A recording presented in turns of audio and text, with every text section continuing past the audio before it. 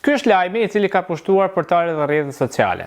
Ajo çfarë bën më shëmbuj fatkeqësisht nuk është arsyeja e arrestimit, por kush është personi që është arrestuar. Dhe në fakt nuk është hera e parë që artistë goxha të arrirë në fushën e tyre janë arrestuar për përfshirje të ngjashme. Dhe normalisht lind pyetja, si ka mundësi që këta artistë me arritje të ndryshme të zhanrit përkatës nuk mjaftohen me suksesin dhe famën që kanë dhe përfshiren në një botë tjetër.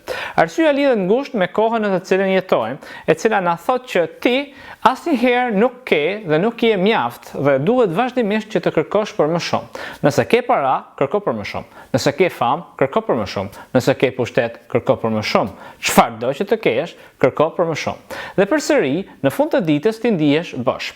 Filozofi Blaise Pascal i jep shpjegim kësaj sjellje njerëzore me shprehjen: ka një boshllëk në zemrën e njeriu që vetëm Zoti mund ta mbush. Prandaj qenia njerëzore është vazhdimisht duke kërkuar për më shumë, sepse po kërkon të mbush boshllëkun që vetëm Zoti mund ta mbush me gjëra të tjera që bota përreth na dikton.